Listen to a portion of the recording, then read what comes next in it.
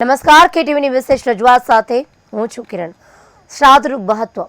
આજે ષષ્ઠી તિથિનું શ્રાદ્ધ છે, એટલે કે છઠ્ઠો દિવસ શ્રાદ્ધનો છે. કહેવાય છે કે પિતૃદેવની અસીમ કૃપા 16 દિવસમાં મળતી હોય છે, અને આ 16 દિવસ શ્રાદ્ધ કરવાથી પિતૃ અંતરાત્માથી આશીર્વાદ આપે છે, અને ત્યારબાદ ફરી તેઓ પિતૃલોકમાં જતા રહે છે. મહત્વનું છે કે યમલોકમાંથી મૃત્યુલોકમાં 16 દિવસ આવે છે. પિતૃ પોતાના સ્વજનો સાથે 16 દિવસ ઘરના બારણે રહે છે, અને તેમના આ શ્રાદ્ધ ખાઈ અને ત્યારબાદ તેમને આશીષ આપી અને ત્યારબાદ ફરી તેઓ જાય છે. ત્યારે આજે ષષ્ઠી તિથિનું શ્રાદ્ધ છે, એટલે કે આજે 23 સપ્ટેમ્બરના દિવસે આ લોકો શ્રાદ્ધનું મહત્વ આપણે સમજાવવા માટે આપણી સાથે સ્ટુડિયોમાં ઉપસ્થિત છે દક્ષેશ શાસ્ત્રીજી. દક્ષેશ શાસ્ત્રીજી, આપનું સ્વાગત છે. હર હર મહાદેવ. હર હર મહાદેવ. શાસ્ત્રીજી, શાસ્ત્રીજી, આજે છઠ્ઠું શ્રાદ્ધ અને ષષ્ઠીનું શ્રાદ્ધ કહેવામાં આવે છે. જેમનું મૃત્યુ કોઈ પણ મહિનાના કૃષ્ણ અથવા શુક્લ પક્ષની ષષ્ઠી તિથિએ થયું હોય, જે વ્યક્તિ આ દિવસે શ્રાદ્ધ કરે છે તે દરેક જગ્યાએ આદરને પાત્ર બને છે. સપ્તમી તિથિનું શ્રાદ્ધ પણ, એટલે કે આજે 23 સપ્ટેમ્બરના દિવસે સોમવારે છે. આજે સોમવારનું અને ષષ્ઠી શ્રાદ્ધનું સંયોગ છે. સપ્તમી તિથિના ષષ્ઠમી દિવસના લોકો માટે શ્રાદ્ધ કરવામાં આવે છે, અને જે લોકો આજના દિવસે આ તિથિના દિવસે શરણાગત થયા હોય અને ત્યારબાદ તેમના આજે શ્રાદ્ધ કરવામાં આવશે, તેના વિશે અમને થોડીક માહિતી આપશું. આ સાથે આપણે શરૂઆત કરી. શાસ્ત્રીજી, આપણે એક વાત જણાવજો કે કારણ કે દર્શક મિત્રોને આપણે જે શ્રાદ્ધ 16 દિવસમાં કરીએ છીએ ત્યારે ઘણીવાર એવા પ્રશ્નો થાય કે પિતૃ ની અસીમ કૃપા તો આપણી પાસે જીવી ત્યાં સુધી રહેતી હોય છે, અને પિતૃ કૃપાથી જ બધું થતું હોય છે. તો આ 16 દિવસમાં શા માટે શ્રાદ્ધ માટે પસંદ કરવામાં આવ્યા છે? જી. સચ્ચિદાનંદ રૂપાય વિશ્વોત્પત્ત્યા હેતવે તાપત્રય વિનાશાય શ્રી કૃષ્ણાય વયમ નમઃ. અમે બધા જ શ્રી કૃષ્ણ પરમાત્માને ચરણોમાં નમસ્કાર કરીએ છીએ, અને તાપત્રય વિનાશાય, ત્રણેય પ્રકારના તાપમાંથી મુક્તિ આપે છે. એટલે આધિદૈવિક, આધિભૌતિક અને આધ્યાત્મિક, આ ત્રણેય પ્રકારના તાપમાંથી મુક્તિ આપનાર શ્રી કૃષ્ણ પરમાત્માને ચરણોમાં નમસ્કાર, પ્રણામ. તેની સાથે જ ઓર્ધ્વદેહિક શ્રાદ્ધ. અને આજે બહુ સરસ મજાનો પ્રશ્ન છે કે ભાઈ આ 16 દિવસ કેમ પસંદ કરવામાં આવ્યા છે કે શ્રાદ્ધ માટે. ગણેશ ઉત્સવનો જે મહત્વ હતો કે ભાઈ ગણેશ ઉત્સવ ભાદરવા સુદ 14 થી 14 સુધી મનાવવામાં આવે છે, તો કેમ મનાવવામાં આવે છે? ભાઈ એ સમયે વેદવ્યાસ ભગવાને એમના મુખથી પુરાણોની રચના કરી, અને શ્રી મહાગણેશજી એ પુરાણોને લખતા હતા. એટલે એ જે દિવસ પર્યંત રચના થઈ એને આપણે ગણેશ ઉત્સવ મનાવીએ છીએ. અને અત્યારે જે ભાદ્રપદ એટલે પૂર્ણિમાથી લઈ અને અમાવાસ્યા પર્યંત આપણે 16 શ્રાદ્ધ કરીએ છીએ. એમાં બે પ્રકારની વાત છે. જ્યોતિષશાસ્ત્ર પ્રમાણે જો વાત કરીએ તો જ્યોતિષશાસ્ત્રમાં કન્યા સંક્રાંતિ વખતે પિતૃઓને આપેલું જે દાન છે, કે પિતૃ પાછળ જે પણ સત્કર્મ, જપ, દાન, વ્રત ઇત્યાદિ કરેલા હોય છે, તેનાથી એ પિતૃઓને ઉત્તમ ગતિ પ્રાપ્ત થાય છે. સ્વર્ગ મોક્ષમ સુખાય છે, એટલે સ્વર્ગ અને મોક્ષની પ્રાપ્તિ થાય છે. એવું કહે છે ભાઈ આયુર્ધનમ, આયુ, ધન, વિદ્યા, સંતાન, યશ, પ્રતિષ્ઠા, કીર્તિ, માન, સન્માન પિતૃઓના આશીર્વાદથી મળતા હોય છે. જ્યારે મેષ રાશિ છે એ સમજી લો કે ભાઈ 14 લોકના દ્વાર ખોલે છે. જ્યારે કન્યા રાશિ છે એ મધ્ય રાશિ છે, અને મીન રાશિ વખતે એવું કહેવાય કે ભાઈ દરેક લોકના દ્વાર બંધ થતા હોય છે. એટલે જ્યોતિષશાસ્ત્ર પ્રમાણે કન્યા સંક્રાંતિ વખતે, એટલે કન્યા રાશિમાં જ્યારે સૂર્યનારાયણ હોય ત્યારે પિતૃઓ પાછળ સત્કર્મ કરવું એ અતિ ઉત્તમ કહેવાય છે, જેનાથી પિતૃઓ શીઘ્ર રાજી થાય છે. પિતૃઓને સ્વર્ગની સુખની પ્રાપ્તિ થાય છે, અને એ સ્વર્ગ સુખના જે અનુભૂતિનાથી પોતાના સ્વજનો, બાળકોને તે આશીર્વાદ આપતા હોય છે.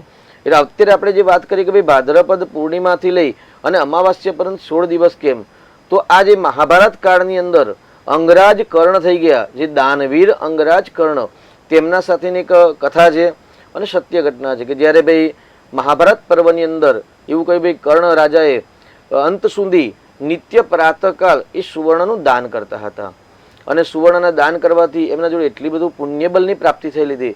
એ પુણ્યબળના કારણે જ્યારે એમણે શરીરનો ત્યાગ કર્યો અને તરત જ દેહનો ત્યાગ કર્યા પછી તુરંત જ એમને પ્રેત યોનિમાંથી સ્વર્ગની પ્રાપ્તિ થઈ. એટલે સ્વર્ગ સુખ એમને કર્ણ રાજાને પ્રાપ્ત થયું. સૂર્યપુત્ર હતા એટલે એમને શીઘ્ર કર્ણ રાજાને સ્વર્ગની પ્રાપ્તિ થઈ. પરંતુ જ્યારે સ્વર્ગમાં ગયા ત્યારે ત્યાં આગળ સ્વર્ગમાં પણ દરેક જીવાત્માને અન્ન પાણી ભોજન ઇત્યાદિની આવશ્યકતા હોય છે.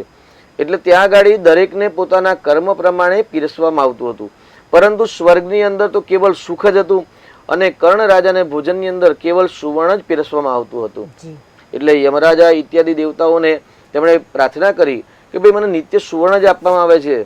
ત્યારે દેવતાઓએ એમને કહ્યું, જ્યારે બ્રહ્માજી ઋષિઓની જે આરાધના કરી અને કર્ણએ જ્યારે પ્રશ્નોત્તરી કરી કે મને સુવર્ણ જ કેમ આપવામાં આવે છે, મને બીજું અન્ન ભોજન આપવામાં આવતું નથી, ત્યારે કહ્યું કે ભાઈ તમે જીવન પર્યંત દાનવીર કર્ણ કહેવાયા, આપે સત્કર્મ કર્યા છે, દાન કર્યા છે, નિત્ય સંધ્યા બંધન ઇત્યાદિ કર્મ કરી અને નિત્ય પ્રાતકાલે સુવર્ણનું દાન આપતા હતા. અંત સુધી આપે જીવનો ત્યાગ થયો ત્યાં સુધી આપે સુવર્ણનું દાન આપ્યું, પરંતુ જીવન પર્યંત આપે ક્યારે અન્નનું દાન નથી કર્યું, જલનું દાન નથી કર્યું, વસ્ત્ર દાન નથી કર્યા કે બીજા કોઈ અન્ય દાન આપે કર્યા નથી. એટલે એવું કહેવાય કે જે વસ્તુ આપ આપો છો તે જ વસ્તુ આપને પ્રાપ્ત થતી હોય છે. એટલે કર્ણ રાજા દાનવીર હતા, જ્ઞાની હતા. તેમને જ્ઞાત થયું કે મેં જીવન પર્યંત સુવર્ણનું દાન આપ્યું છે તો મને સુવર્ણ જ પ્રાપ્ત થાય. ત્યારે પુનઃ એમણે ઈશ્વરને પ્રાર્થના કરી અને હું અજ્ઞાની હતો, મારા પાસે જ્ઞાન ન હોવાથી મેં ક્યારેય કોઈ અન્ન વસ્ત્ર ઇત્યાદિ કોઈ અન્ય દાન નથી કર્યા, તો હવે મારા માટે કોઈક જ્ઞાન ઉપદેશ કરો જેથી મને અન્ન જલ ઇત્યાદિનું થાય. ત્યારે ઈશ્વરે પ્રાર્થના કરી અને આશીર્વાદ આપ્યા, હે કર્ણ રાજા, આપ અજ્ઞાની હતા અને આપનું જે પુણ્યબળ છે સુવર્ણ દાનથી, એ પુણ્યબળના કારણે અમે આપને પૃથ્વી પર જવાની પરમિશન આપીએ છીએ. આપ અત્યારે પૃથ્વી પર જઈ અને 16 દિવસ માટે તમે અન્ન વસ્ત્ર દાન તમારા પિતૃઓ પાછળ તમે તર્પણ માર્જન ઇત્યાદિ સત્કર્મ કરશો અને એના પુણ્ય દ્વારા પુનઃ આપને સ્વર્ગની પ્રાપ્તિ થશે. આ રીતે ઈશ્વરની કૃપાથી કર્ણ રાજા પુનઃ પૃથ્વી પર આવે છે અને જ્યારે પૃથ્વી પર આવ્યા ત્યારે ભાદરવા સુદ પૂનમ હતી અને પૂનમ અને અમાસ પર્યંત કર્ણ રાજાએ 16 દિવસ સુધી 16 શ્રાદ્ધ કર્યા છે અને 16 શ્રાદ્ધ નિત્ય પંચયજ્ઞ પંચબલી કરી છે. મહાલયા ઇત્યાદિ ત્રિપિંડ ઇત્યાદિ શ્રાદ્ધ ઓર્ધ્વદેહિક ઇત્યાદિ શ્રાદ્ધ કર્યા અને શ્રાદ્ધની અંદર વસ્ત્ર અન્ન જલ ઇત્યાદિ જે દાન અર્પણ કર્યા અને દાન કરવાથી એ પુણ્યબલથી પુનઃ તેમને સ્વર્ગની પ્રાપ્તિ થઈ અને ત્યાર પછી રાજા કર્ણને ત્યાં સ્વર્ગમાં પણ અન્ન જલ ઇત્યાદિની પ્રાપ્તિ થવા મળી. આજની આ માહિતી ખૂબ જ સરસ છે ને દરેક દર્શક મિત્રોએ આ વાત યાદ રાખવી પડે, કારણ કે 16 શ્રાદ્ધમાં કર્ણ છે તે સૌથી મોટું દુનિયાનો હજુ સુધીમાં જે અત્યાર સુધીનો જે યુગ છે ત્યાં સુધી કર્ણ જેટલો મોટો દાનવીર કોઈને કહેવામાં નથી આવ્યું. અને કર્ણને જો આ વાત ત્યાં સ્વર્ગમાં જઈ અને અહેસાસ થાય છે કે મેં પૃથ્વી પર માત્ર સુવર્ણનું દાન કર્યું, અને ત્યારે ભગવાન તેને કહે છે કે દરેક દાન જરૂરી છે જીવનમાં, માત્ર પૈસાનું જ નહીં, સોના ચાંદીનું જ નહીં, પરંતુ લોકોને ખવડાવવું પણ જરૂરી છે, આ સાથે દાન કરવું પણ જરૂરી છે, ભોજન ખવડાવવું જરૂરી છે. આ વાત અહીંથી જ આપણે સમજીએ, કારણ કે જો કર્ણને આ વસ્તુ ત્યાં સ્વર્ગમાં ભગવાન કહે છે તો સામાન્ય વ્યક્તિએ તો અહીંયા ભગવાને લાવો દીધો છે આ 16 શ્રાદ્ધનો. અને 16 શ્રાદ્ધમાં દાન પૂર્ણ કરવાથી પિતૃને તો એ પાછળ જે કહેવાય છે તેમના આશીષ તો મળે છે, આ સાથે જે વ્યક્તિ દાન કરે છે તેને પણ જ્યારે સ્વર્ગલોકમાં જાય છે તે પણ તેની પાછળ પુણ્ય કામ કરતું હોય છે. ત્યારે શાસ્ત્રીજી, કર્ણની તમે વાત ખૂબ જ સરસ કરી. ત્યારે આ દિવસોમાં પિતૃઓના શુભ કર્મ કરવાથી પરિવારના મૃત સભ્યોની જે આત્માને શાંતિ મળે છે. ત્યારે ગરુડ પુરાણમાં પણ ભગવાન વિષ્ણુએ ગરુડ દેવને પિતૃપક્ષનું મહત્વ સમજાવ્યું છે. જે મહાભારતમાં અનુશાસન પર્વમાં ભીષ્મ પિતા અને યુધિષ્ઠરના સંવાદ જણાવવામાં આવ્યા હતા. આ સંવાદમાં ભીષ્મ પિતાએ યુધિષ્ઠરને જણાવ્યું હતું કે શ્રાદ્ધ કર્મની શરૂઆત કેવી રીતે થઈ તે જણાવે છે. તેના વિશે પણ થોડીક માહિતી આપશો. જી, શ્રાદ્ધની શરૂઆત જે રીતે વસ્ત્ર અન્નદાનનું મહત્વ અને આ 16 દિવસનું મહત્વ અંગરાજ કર્ણના એટલે દાનવીર કર્ણના માધ્યમથી આ 16 દિવસ પ્રાપ્ત થયા.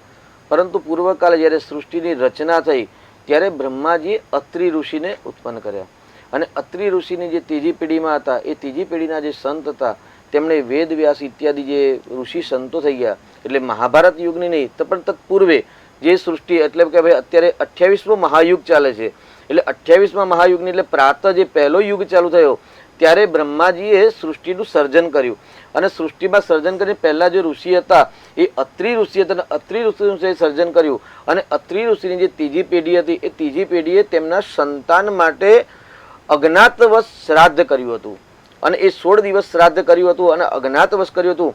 વેદ પુરાણ ઉપનિષદની અંદર એટલે જે વેદોની અંદર જે પિતૃઓની જે કંડિકાઓ છે કે ભાઈ ઓમ પિતૃભ્ય સ્વધાઈભ્ય સ્વધા નમઃ એ મંત્ર છે, તેની સાથે ઉદિરતામવર, ત્યાર પછી આ દત્ત પિતરો ગર્ભંકુમાર અને પહેલા જે નમો વહ પિતર રસાય નમો વહ ઇત્યાદિ જે મંત્રો છે એ મંત્રો દ્વારા ત્યાં આગળ શ્રાદ્ધ કરવામાં આવ્યું હતું. પરંતુ એમણે પુત્ર માટે શ્રાદ્ધ કર્યું હતું અને પુત્ર માટે જ્યારે શ્રાદ્ધ કર્યું અને તેમને જ્ઞાત પ્રાપ્ત થયું કે આ જે મેં કર્યું એ તો પુત્ર પિતા માટે શ્રાદ્ધ કરતા હોય છે, પરંતુ મેં તો આજે પુત્ર માટે શ્રાદ્ધ કર્યું તો મને એને ગાડી દંડ લાગશે અને મેં કર્મની કંઈક ઉર્ધ્વ ગતિની જગ્યાએ અધોગતિના સત્કર્મ કર્યા છે.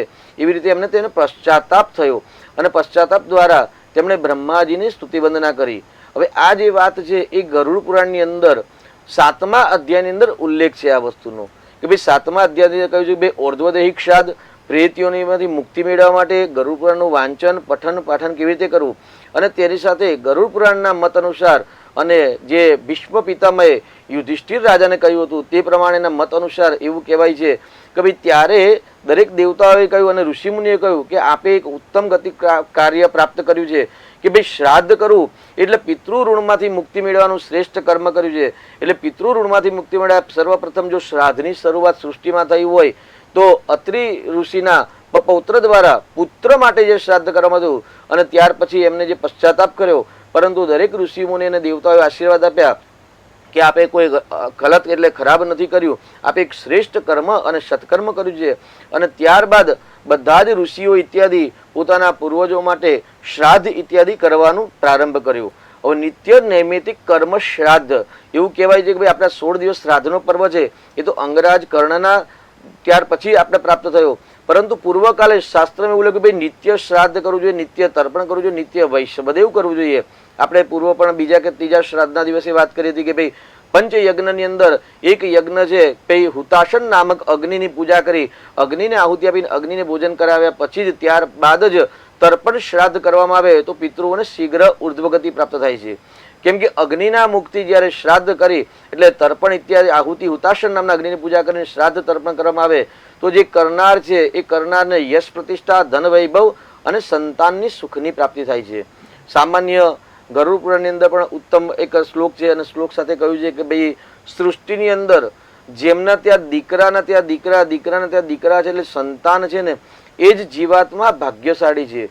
કેમ કે જેના ત્યાં સંતાન છે એ સંતાનના દ્વારા ઉત્તમ ગતિ સ્વર્ગની પ્રાપ્તિ થતી હોય છે. એટલે શ્રાદ્ધની શરૂઆત એવું કહેવાય કે ભાઈ અત્રિ ઋષિના પૌત્ર દ્વારા સૃષ્ટિની અંદર શરૂઆત થઈ હતી અને નિત્ય ઋષિઓ જે છે સંતો છે એ નિત્ય શ્રાદ્ધ તર્પણ ઇત્યાદિ કરતા હતા.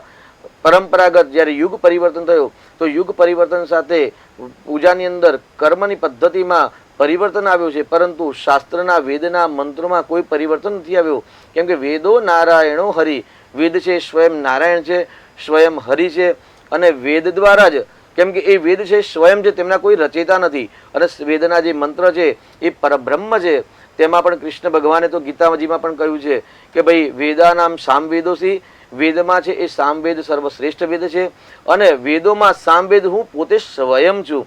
એટલે જ્યારે કૃષ્ણ પરમાત્મા કહેતા હોય કે વેદ હું સ્વયં છું એટલે ભગવાનનું વાંગમય સ્વરૂપ છે.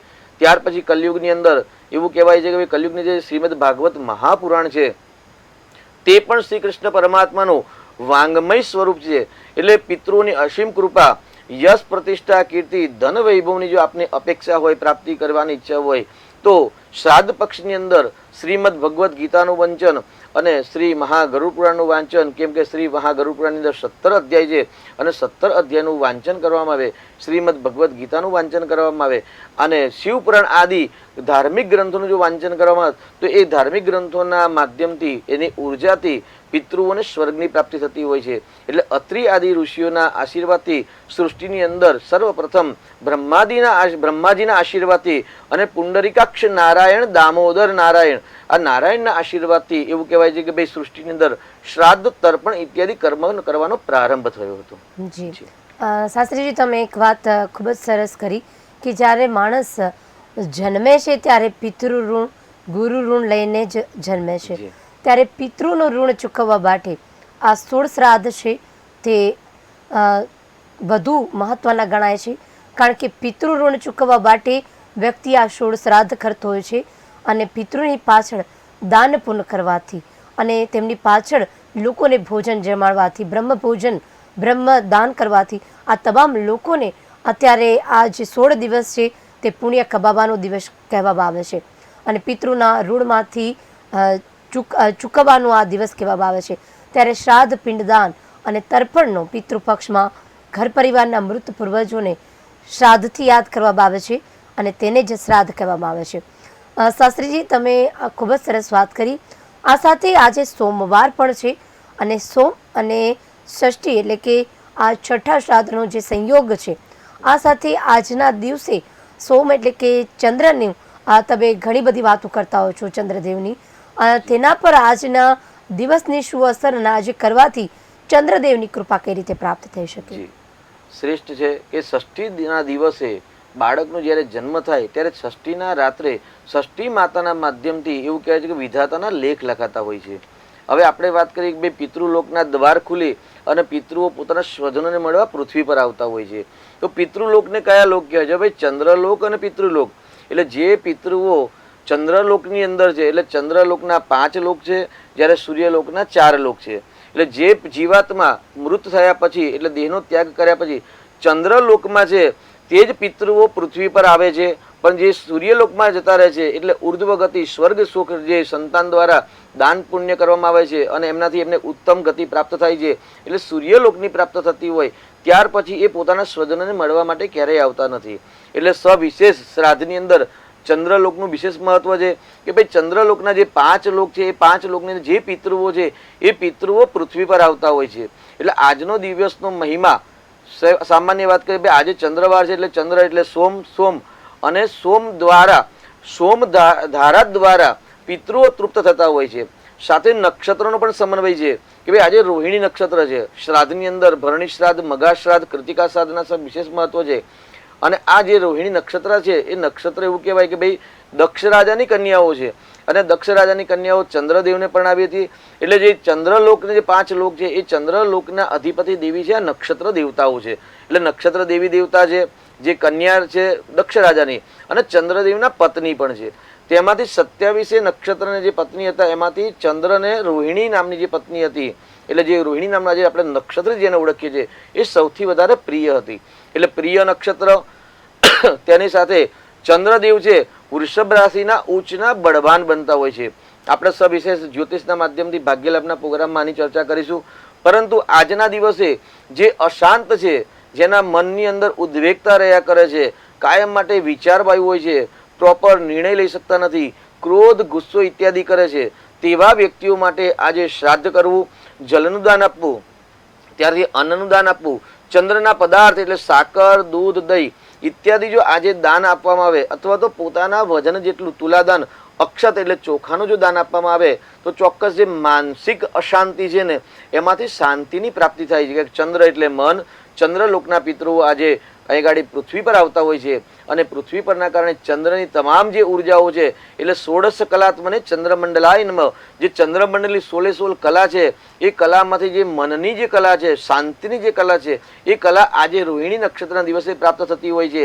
અને રોહિણી નક્ષત્રના માલિક ચંદ્ર દેવતા છે અને સોમવાર છે એટલે ચંદ્ર અને સોમવારનો જે સમન્વય છે, ષષ્ઠીનું શ્રાદ્ધ એટલે શ્રાદ્ધનાથી ષષ્ઠી દેવી એટલે વિધાતાના લેખ લખે. તો વિધાતાના જે લેખ લખેલા છે એ લેખની અંદર આપણે પરિવર્તન લાવી શકવા માટેનો જો શ્રેષ્ઠ પર્વ હોય તો આજનું જે મનની શાંતિ માટે, ગુસ્સાને ક્રોધને શાંત કરવા માટે, વિવેરિંગ માઇન્ડને શાંત કરવા માટે, એકાગ્રતા ચિત્ત શાંતિની પ્રાપ્તિ માટે આજે દૂધનું દાન, ચંદ્રનું દાન, મોતીનું દાન આપી શકાય, ચોખાનું દાન આપી શકાય. શ્વેત વસ્ત્ર રેશમીનું દાનનું સવિશેષ મહત્વ છે. એટલે શ્વેત રેશમી વસ્ત્ર, ચંદન ચોખા એટલે શ્વેત ચંદન, અક્ષત આ બધું જો દાન કરવામાં આવે તો તેનાથી ચંદ્રદેવ પ્રસન્ન થાય છે, રોહિણી આદિ નક્ષત્ર શાંત થાય છે અને મનની અંદર જે ઉદ્વેગ, ગુસ્સો, ઉચ્ચાટન, વિદ્વેષણ હોય છે તે શાંત થાય છે. તેની સાથે પરસ્પર એકબીજાને જે સમજવાની શક્તિનો જે અભાવ હોય છે, જેને આપણે દાંપત્ય જીવનની મધુરતાનો અભાવ કહીએ છીએ, તો દાંપત્ય જીવનની મધુરતાની પણ આજે જો અક્ષતનું દાન કરવામાં આવે તો ચોક્કસથી પ્રાપ્ત થાય છે. એટલે આજે શ્રેષ્ઠ દાન છે તો શ્વેત રેશમી વસ્ત્ર, અક્ષત, શ્વેત ચંદન, મોતીનું દાન, દૂધ, આ દાન આપ કરી શકો છો આજે. જી, એટલે કે શ્રાદ્ધમાં પિંડદાન સાથે તર્પણ અને પિતૃપક્ષના ઘર પરિવારમાં મૃત પૂર્વજોને શ્રદ્ધાથી જે યાદ કરવામાં આવે છે અને તેની પાછળ આપણે જે દાન કરીએ છીએ ત્યારે જે શ્રાદ્ધ કહેવાય છે. એટલે કે પિંડદાન કરવાનો અર્થ એ પણ થાય છે કે આપણે પિતૃઓ માટે ભોજન દાન કરી રહ્યા છીએ. તર્પણ કરવાનો અર્થ એ થાય છે કે આપણે જળનું દાન કરી રહ્યા છીએ. અને આ પ્રકારે પિતૃપક્ષના આ 3 કામનું મહત્વ રહેલું છે. શાસ્ત્રીજીએ જણાવ્યું એ પ્રમાણે દાનનું વિશેષ મહત્વ છે. અને આ સાથે એ પણ આજે આપણે ખૂબ જ સરસ વિષય લીધો કે દાન કઈ રીતે કરવું અને શાનું દાન પણ જીવન માટે મહત્વનું છે. જે વ્યક્તિ દાન કરે છે તે પણ જ્યારે મૃત્યુલોકની શરણાગતિ થાય છે ત્યારે તેની પાછળ પણ આ દાન કેટલું પુણ્ય કામ કરે છે તે પણ આપણે જોયું. દાન કરવાથી વ્યક્તિ તેમના પૂર્વજોને પણ પૂર્ણ કરી શકે છે અને પોતે જીવતા પણ પુણ્યનો ભાગીદાર બની શકે છે. એટલે આજના કાર્યક્રમમાં આપણે દાન વિશે સમજ્યું. આજે આ 6ઠું શ્રાદ્ધ, આવતીકાલે સપ્તમીનું એટલે 7મા શ્રાદ્ધ વિશે પણ આપણે જાણીશું. આવતીકાલે ફરી મળશું આ સાથે જ નવા વિષય પર. રજા આપશું. નમસ્કાર. આ પહેલાં એટલું કહેવાનું કે જો તમે આજનો આ એપિસોડ જોવાનું ચૂકી ગયા છો તો તમે ફરીથી અમારી YouTube channel KTV news Gujarati પર ફરી નિહાળી શકો છો આ જ એપિસોડ. આ સાથે KTV ન્યૂઝ ગુજરાતી 280 તેના બીજા આઈડી પર પણ આપ નિહાળી શકો છો. અને જો તમારે શ્રાદ્ધને લગતા કોઈ પણ પ્રશ્ન છે, તમારા જીવનને લગતા કોઈ પણ સમસ્યાના પ્રશ્ન છે તો અમારો 3:30 વાગ્યે ભાગ્ય લાભ ફરીથી પ્રોગ્રામ આવે છે દક્ષિત શાસ્ત્રીજી સાથે જ. અને તેમાં તમે કોલ કરી અને તમારા પ્રશ્નોનું સમાધાન અવશ્ય મેળવી શકો છો. આજના કાર્યક્રમ બાદ ત્યારે બસ આટલું જ. શાસ્ત્રીજી, આપનો આભાર. રજા આપશો. નમસ્કાર.